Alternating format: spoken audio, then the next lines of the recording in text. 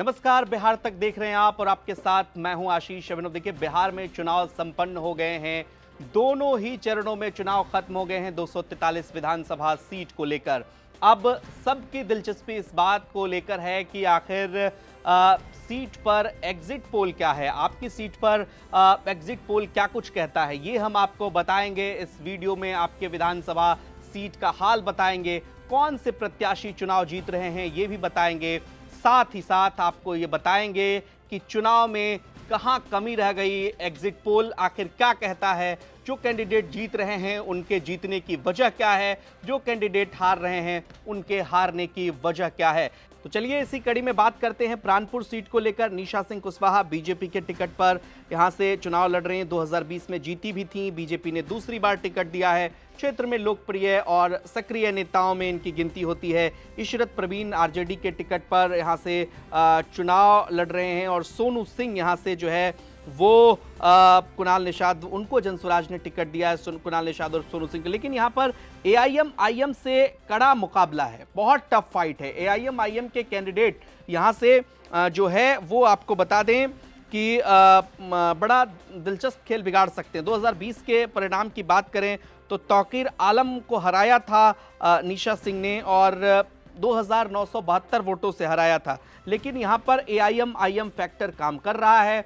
तो कुछ जगहों पर जो सीमांचल के इलाके में एआईएम, चूंकि असदुद्दीन ओवैसी लगातार चुनाव प्रचार कर रहे थे, इसका असर भी देखने को मिला है। टफ फाइट है प्राणपुर की सीट पर और यहाँ पर हालांकि अगर एज की बात करें तो निशा सिंह को एज मिलता हुआ दिख रहा है बिहार तक के एग्जिट पोल के मुताबिक।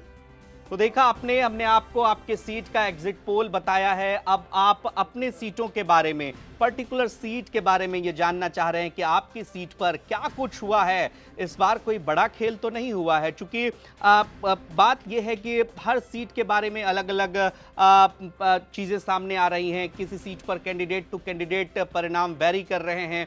243 विधानसभा सीट का अगर आपको एग्जिट पोल देखना है तो बिहार तक के वीडियो सेक्शन में आइए, सारा वीडियो वहां पर उपलब्ध है।